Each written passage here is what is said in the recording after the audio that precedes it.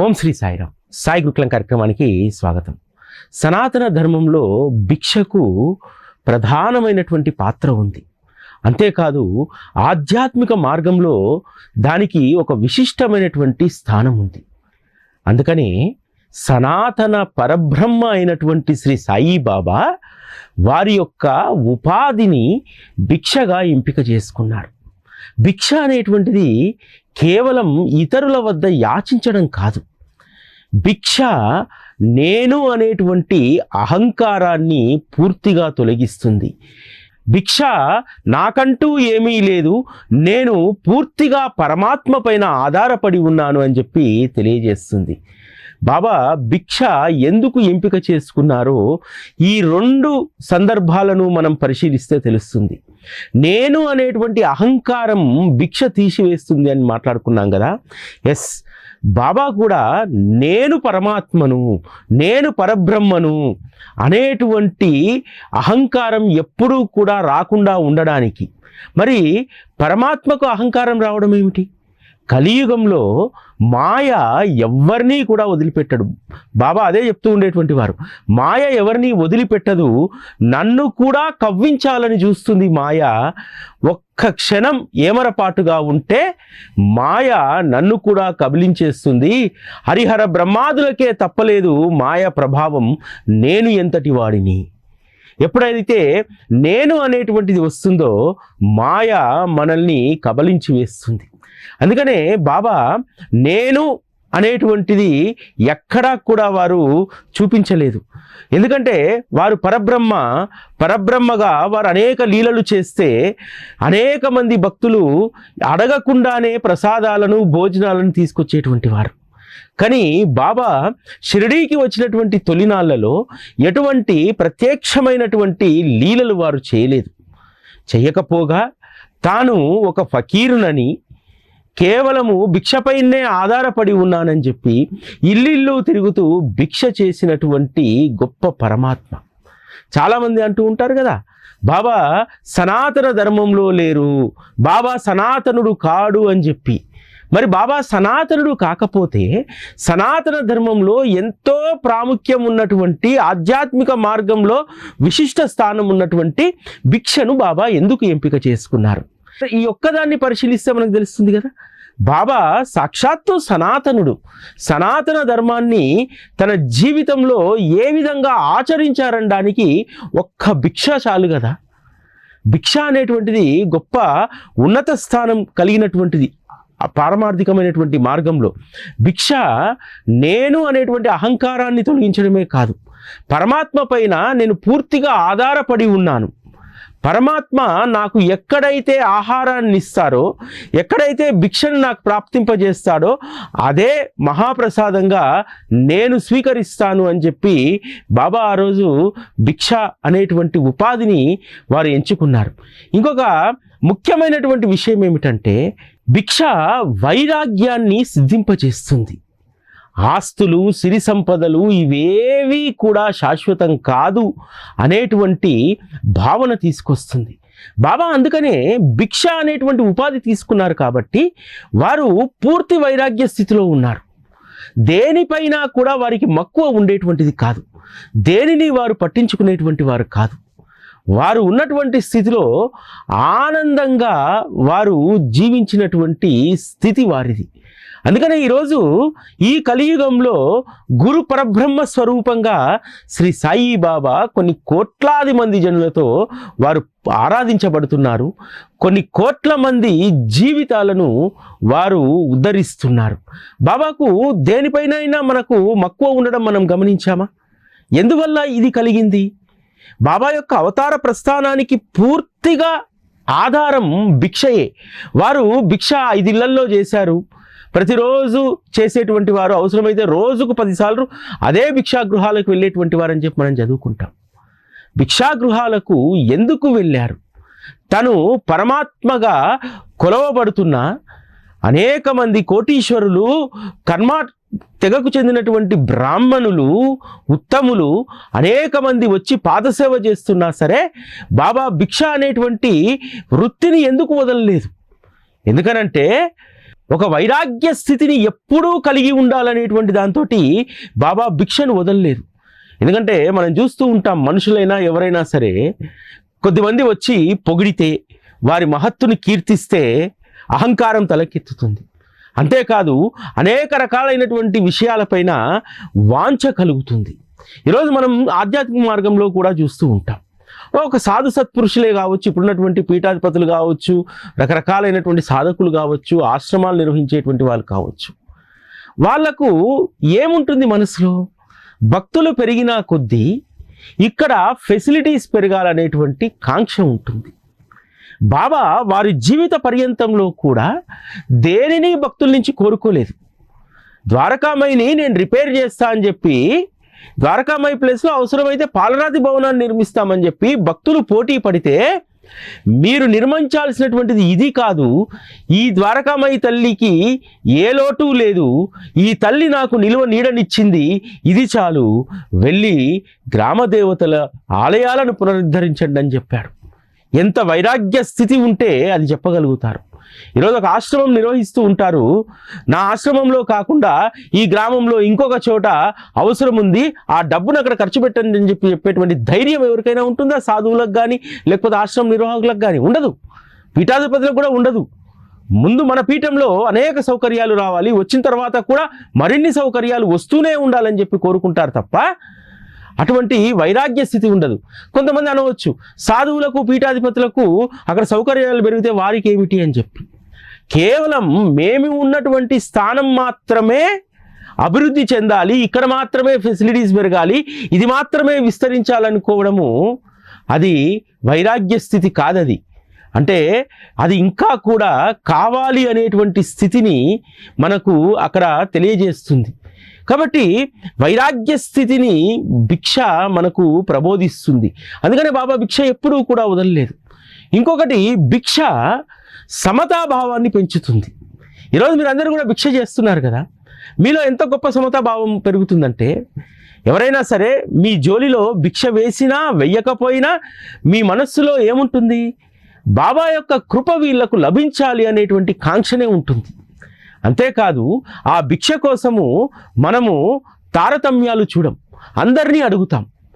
అంటే సమతాభావం భిక్ష వల్ల వెల్లివిరుస్తుంది. ధనిక పేద అనేటువంటి తారతమ్య భావం ఉండదు. బాబా వారి జీవన ప్రస్థానంలో అప్పుడు ఇప్పుడు ఎప్పటికీ కూడా వారు తారతమ్య భావాన్ని చూపెట్టరు. ఆ రోజు బాగా డబ్బున్నటువంటి వాళ్ళను పక్కన కూర్చోబెట్టుకోలేదు. వారి పక్కన ఎవరిని కూర్చోబెట్టుకున్నారు? ఒకవైపు బడే బాబా, మరొక వైపు మహల్సాపతి. వీరికి ఏం స్థితి ఉంది, ఏం స్థాయి ఉంది? ఎంతో గొప్ప స్థితి ఉన్నటువంటి కాకాసాహెబ్ దీక్షిత్ బాబా సహపంక్తిలో కూర్చోవడానికి ఎన్ని సంవత్సరాలు ఎదురు చూశాడో తెలుసా?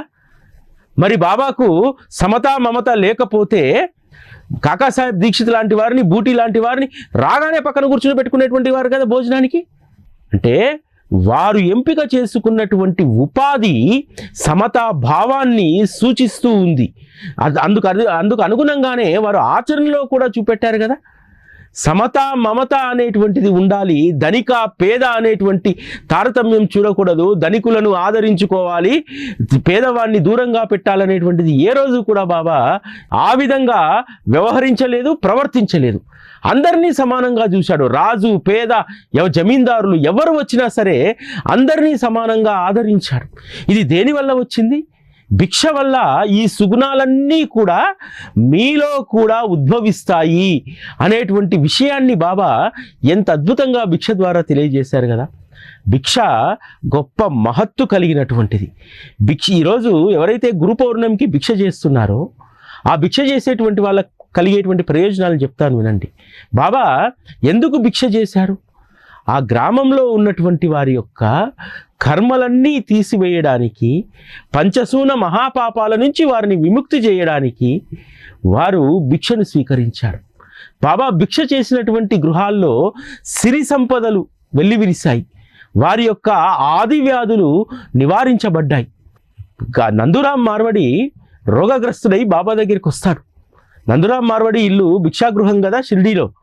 బాబా స్వయంగా వెళ్ళి బోపిడి భిక్షాదేవ్ అంటే కాస్త కుంటిగా ఉంటుంది, ఓ కుంటి తల్లి భిక్ష ఇవ్వు అని చెప్పి అని నందురాం భార్యను ఎంతో ప్రేమగా అడిగేటువంటి వారు. ఆ తల్లి కూడా పురాణ్ పోలీలను ఎంతో ప్రేమతో బాబాకు సమర్పించేటువంటిది. ఒకరోజు రోగగ్రస్తుడైనటువంటి నందురాం మార్వడి బాబా దగ్గరికి వచ్చి రోధిస్తూ ఉంటాడు, బాబా ఇక నా పని అయిపోయింది, నేను వెళ్ళిపోతున్నాను, నాకు ఇంకా మరణమే శరణ్యము అనంటే బాబా చెప్తాడు, నేను మరణించే వరకు నీకు మరణం రాదు నందురాం అని చెప్తాడు.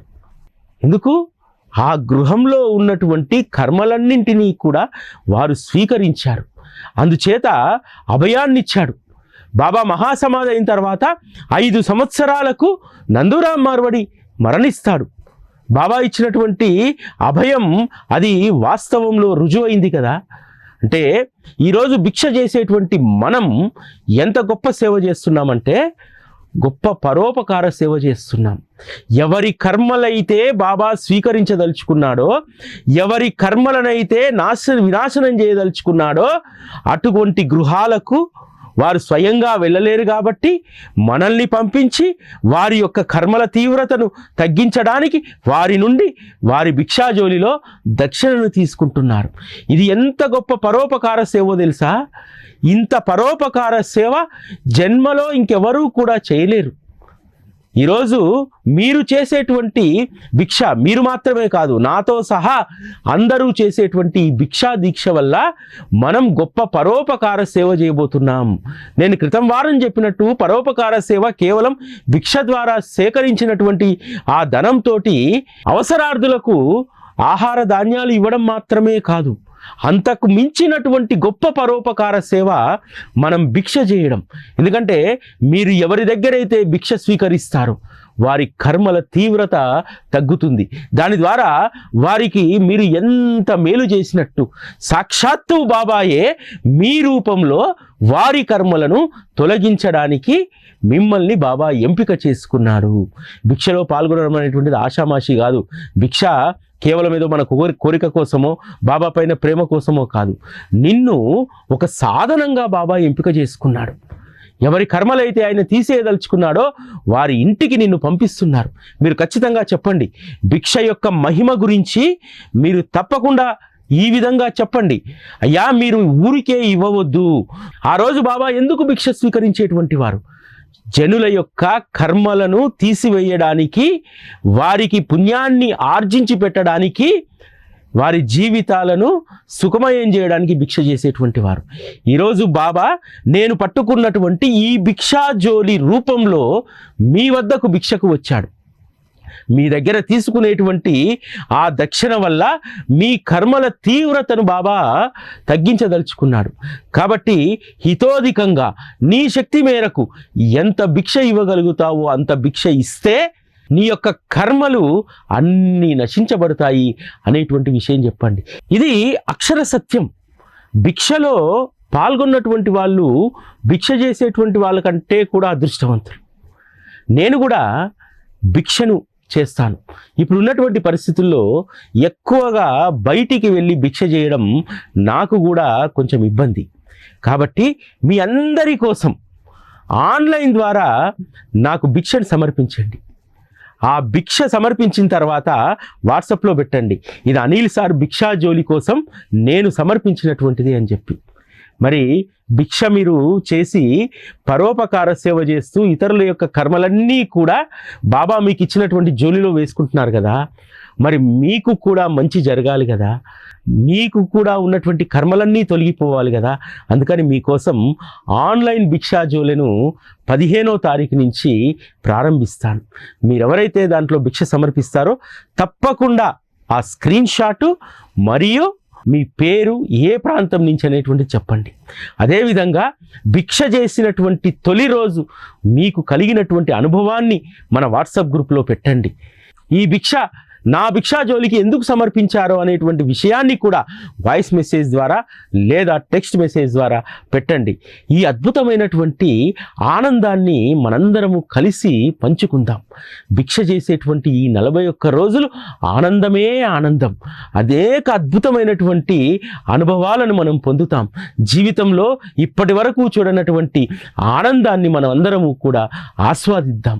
భిక్ష నిజంగా అది తలుచుకుంటేనే తనువు పులకరిస్తుంది. ఇతరులు ఏమి అనుకున్నా సరే, వారు ఏమి మాట్లాడుకున్నా సరే. ఇటీవల కాలంలో ఒక సాయి బంధువు భిక్ష నేను చేయాలనుకుంటున్నాను కానీ మరి చాలా పల్లెటూరు, వాట్సాప్లో దాంట్లో వచ్చేటువంటి దుష్ప్రచారాన్ని చూసి బాబా పలానా అట కదా, బాబాకు మనం ఏం చేయొద్దట కదా అంటున్నారు, నేను భిక్ష ఎలా చెయ్యాలి అని చెప్పి అడిగింది. దానికి సమాధానమే ఈరోజు బాబా నాతో చెప్పిస్తున్నటువంటి ఈ కార్యక్రమం. మీరు చెప్పండి, భిక్ష అనేటువంటిది సనాతన ధర్మంలో ఉన్నటువంటి ఒక గొప్ప ఆధ్యాత్మిక అనుభూతి. ఇది సనాతన ధర్మంలో చాలా కీలకమైనటువంటిది. ఏ భగవంతుడు చెయ్యని విధంగా బాబా భిక్షను స్వీకరించి భక్తుల యొక్క కర్మలను తీసివేశారు. కొందరిళ్లకేమో స్వయంగా వెళ్ళారు.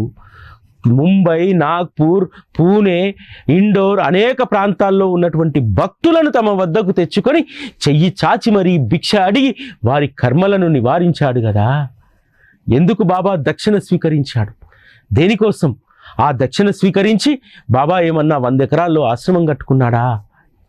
కనీసం ద్వారకామై పై కప్పు ఇబ్బందిగా ఉంది, వర్షం వస్తుంటే నీళ్లు గారుతున్నాయి అని చెప్పి భక్తులు నెత్తి నోరు కొట్టుకొని మొక్కుకున్నా అస్సలు దాని గురించే పట్టించుకోలేదు. ఏ దక్షిణనైతే వారు స్వీకరించారు, ఎవరికైతే భగవంతుడు బాకీ ఉన్నాడో వాళ్ళందరికీ కూడా బాబా దాన్ని పంచారు తప్ప బాబా ఎప్పుడూ కూడా దాన్ని ఉంచుకోలేదు, నిలవ చేసుకోలేదు. ఎప్పుడూ వారికి వచ్చినటువంటి దక్షిణను పరోపకార సేవకే వారు ఉపయోగించారు. ఔరంగాబాద్కర్ భార్య గంగూబాయికి కొడుకు పుడితే 250 రూపాయలు తెచ్చి దక్షిణ అక్కడ పెడితే ఆ దక్షిణను బాబా కనీసం ముట్టుకోలేదు. ముట్టుకోకుండా ఇది డబ్బు నేనేం చేసుకుంటాను, అక్కడ నా గారాల పట్టి శామకర్ణ ఉంది, దానికి షెడ్డు వేయించండి అని చెప్పారు. అంటే ఎంత గొప్ప మనస్సు బాబాది చూడండి. ఈరోజు మనం చేసేటువంటి భిక్ష కూడా అంత పవిత్రమైనటువంటిది.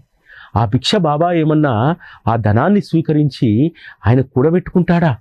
కాదు కదా. మనకు ఒక గొప్ప సేవను అందించారు. మనం చేసినటువంటి భిక్ష దక్షిణ ద్వారా మనం ఎవరైతే అవసరార్థులు ఉన్నారో వారికి మనం పంచుతాం.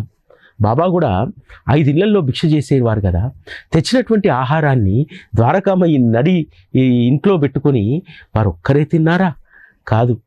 వచ్చేటప్పుడు దారిలో ఏ మూగజీవి కనబడ్డా దానికి పెట్టేటువంటి వారు. భిక్ష తీసుకుని వస్తున్నప్పుడు గుంపులు గుంపులుగా కుక్కలు ద్వారకామయ్యకి వస్తే వాటికి వేసి ఒక పావు రొట్టె ముక్కనో అరరొట్టె ముక్కనో వారు స్వీకరించేటువంటి వారు. ఎందుకోసం చేశారు భిక్ష?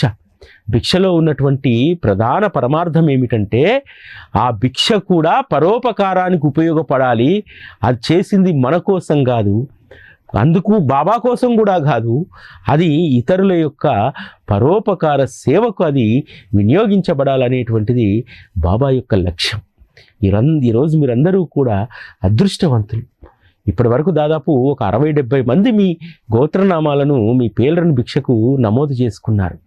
మీరందరూ కూడా ఎంత అదృష్టవంతులంటే ఎవరూ అందుకోలేనటువంటి దాన్ని అందుకోవాలనేటువంటి కాంక్ష మీలో కలిగింది. షిరిడీకి వచ్చినటువంటి జీజీ నార్కే ఆశపడతాడు, నేను కూడా భిక్ష చేయాలి అని చెప్పి. ఆ విషయం పక్కన ఉన్నటువంటి శ్యామాకు చెప్తే శ్యామ బాబాకు చెప్తారు. అప్పటికే భిక్షకు పంపించినటువంటి వ్యక్తిని వెనుక పిలిపించి జీజీ నార్కేకు ఆ భిక్షా పాత్ర ఇచ్చి పంపిస్తారు. ఆ కోటు హ్యాట్ నీ రూపం ఎలా ఉందో అలానే వెళ్ళు, కోటు విప్పొద్దు, హ్యాట్ తీయవద్దు అని చెప్పి భిక్షకు పంపిస్తారు. ఆ రోజు నార్కే పొందినటువంటి అనుభూతి అది చెప్పలేం. మరొకసారి బాబా కఫ్ని అందరికీ పంచుతూ ఉంటే నార్కే ఆశపడతాడు, నాకు కూడా ఒక కఫ్ని దొరికితే బాగుండని చెప్పి. బాబా పిలిచి చెప్తాడు, ఇది పొందేటువంటి అనుమతి నీకు భగవంతుని వద్ద నుంచి లేదు అని చెప్పి. ఆ విధంగా బాబా భిక్ష చేస్తున్నటువంటి సమయంలో తాము కూడా భిక్షకు వెళ్ళాలని చెప్పి వామన్ పటేల్ చాలా చిన్న వయసులో వస్తాడు కదా, అతని ఉపాధి కోసం, ఉదరపోషణ కోసం చాలా రోజులు వారు కూడా భిక్ష చేశారు తెలుసా. భిక్ష చేయడానికి ఆ రోజు పోటీ పడేటువంటి వారు, ఆఖరికి గొప్ప పండితుడైనటువంటి భీష్మ లాంటి వారు కూడా వారి చివరి అంకంలో భిక్షపైనే ఆధారపడ్డారు, ఆ భిక్షనే ఉపాధిగా ఎంచుకున్నారు. అందుకని కృష్ణజోగేశ్వర్ భీష్మ గొప్ప ఉన్నతమైనటువంటి సంస్కారాలను పొందగలిగాడు, ఒక సాధువుగా మారాడు, అనేక మంది చేత గౌరవించబడ్డాడు, పూజించబడ్డాడు. ఒక రకంగా చెప్పాలంటే సాధువుగా వారి జీవితం మారిపోయింది. భిక్షలో ఎంత గొప్ప అనుభూతి ఉంటుందనేటువంటిది అది చేసేటువంటి వారికే అర్థమవుతుంది. నేను ఇంతకుముందు చెప్పినట్టు భిక్ష చేసేటువంటి వారికంటే కూడా భిక్ష ఇచ్చేటువంటి వారికే గొప్ప ప్రయోజనాలు ఉంటాయి. దాదాపు 2-3 సంవత్సరాల క్రితం అనుకుంటా హైదరాబాద్లో ఒక సాయి బంధువు భిక్ష చేస్తే ఒక ఇంటికి వెళ్ళి భిక్ష అడిగారు. వారు ఒక సంకల్పంతో వారికి భిక్ష ఇచ్చారు. ఆ తర్వాత వారం రోజులకు ఆవిడ వచ్చి భిక్ష స్వీకరించినటువంటి ఆవిడను పట్టుకొని ఏడ్చేసిందట. నేను మనస్సులో ఒకటి అనుకున్నాను, అనేక మంది దేవతలకు మొక్కాను, సంవత్సర కాలంగా ప్రయత్నం చేస్తున్నాను, నా కొడుకు వీసా రిజెక్ట్ అవుతూనే ఉంది. బాబా నీ దయ ఉంటే నా కొడుకు వీసా వస్తుంది, ఇది నా దక్షిణ అని చెప్పి నేను సమర్పించాను. నా కొడుకు వీసా ఈరోజు వచ్చింది, కేవలం భిక్ష వల్ల నా కర్మలు ఏమున్నాయో అవి బాబా స్వీకరించి వాటిని క్లియర్ చేశాడు, నా కొడుకు యొక్క కర్మలను, నా కొడుకు వీసా వచ్చింది అని చెప్పింది. ఇలా భిక్షలో అనేక మహత్తులు. మీరు భిక్ష చేసేటప్పుడు, భిక్ష అడిగేటప్పుడు ఎవరినైనా వారికి చెప్పండి, అమ్మా మీ సంకల్పం ఏదుందో అది చెప్పుకొని భిక్షను వేయండి, ఖచ్చితంగా అది తీరుతుంది. తీరిన తర్వాత తప్పకుండా వరాల సాయి మందిరానికి కనీసం ఒక 50 మంది భోజనానికో 100 మంది భోజనానికో అన్నదానానికి పంపండి అనేటువంటి విషయాన్ని చెప్పండి. ఖచ్చితంగా మీకు జరిగినటువంటి మేలు మరలా మాకు తెలియజేయండి అని చెప్పి అందరికీ కూడా చెప్పండి. కొంతమందికి గుర్తుంటుంది, 90% మర్చిపోతారు మేలు జరిగిన తర్వాత. మేము ఆ రోజు ఇచ్చాం కదా చాలులే అని అనుకుంటారు. దానికి కూడా మనం ఏం చింతించకూడదు. ఆ రోజు బాబా కోసం అనేక మంది భిక్షం చేశారు. అదేవిధంగా ఈరోజు బాబా ఆశయం కోసం మనం భిక్ష చేస్తున్నాం, బాబా కోసం కాదు. బాబా ఏదైతే చెప్పారో పరోపకార సేవ, ఆ పరోపకార సేవ కోసం మనం భిక్ష చేస్తున్నాం. మరొక 3-4 రోజుల్లో ఈ భిక్షా పర్వం, ఈ భిక్షా మహోత్సవం ప్రారంభమవుతుంది. గురు పౌర్ణమికి 43-44 రోజుల ముందు నుంచే మనం ఆ గురు పౌర్ణమి సంబరాన్ని మనం ఇంత ముందు నుంచే ఆస్వాదిస్తూ ఉన్నాం. చాలామందికి గురు పౌర్ణమి ఒక్కరోజు పండగ, కానీ ఎవరైతే భిక్షతో కనెక్ట్ అయ్యి ఉన్నారో వాళ్లకు దాదాపు 45-46 రోజుల పండగ. ఎందుకంటే మనం 41 రోజులు భిక్ష చేస్తాం, ఆ తర్వాత మరొక 3 రోజుల తర్వాత గురు పౌర్ణమి వస్తుంది. కాబట్టి 43-44 రోజులు మనము ఎంత గొప్ప ఆనంద అనుభూతిని పొందుతాము. గురువు యొక్క సహచర్యము, గురువుతో మనం కలిసి ఉండడం అనేటువంటిది ఒక్క గురు పౌర్ణమి రోజు చేస్తే కాదు, ఒక్క గురువారం రోజు చేస్తే కాదు, ఒక్కసారి 41 రోజులు సద్గురు సహచర్యంలో ఉండి చూడండి. అందుకు భిక్ష అనేటువంటి దాన్ని సాధనంగా ఎంపిక చేసుకోండి. నిజంగా ఇంతకుముందు చెప్పినట్టు మన జీవితంలో ఆనందమే ఆనందం. ఇంతకుముందు ఎప్పుడూ చవిచూ ఉన్నటువంటి ఆనందాన్ని మనం చవిచూస్తాం. అదేవిధంగా దయచేసి మీ అందరి వద్దకు నేను వ్యక్తిగతంగా రాలేను. సాయి గురుకులాన్ని అభిమానించేటువంటి వారు బెంగళూరులో ఉన్నారు, అమెరికాలో ఉన్నారు, ఆస్ట్రేలియాలో ఉన్నారు, ముంబైలో ఉన్నారు, అనేక ప్రాంతాల్లో ఉన్నారు, తెలుగు రాష్ట్రాల్లో అనేక కుగ్రామాల్లో ఉన్నారు. కాబట్టి నా భిక్షా జోలిని కూడా మీరు నింపుతారని ఆశిస్తున్నాను. నా భిక్షా జోలికి కూడా ఆన్లైన్ ద్వారా 15వ తారీఖు నుంచి మీకు వేయడం జరుగుతుంది. సాయి గురుకులంలో QR కోడ్ వేయడం జరుగుతుంది. దానికి తప్పకుండా మీరు భిక్షను సమర్పించి నాకు కూడా కొంత పుణ్యాన్ని అనుగ్రహిస్తారని చెప్పి కోరుకుంటూ ఓం శ్రీ సాయిరాం.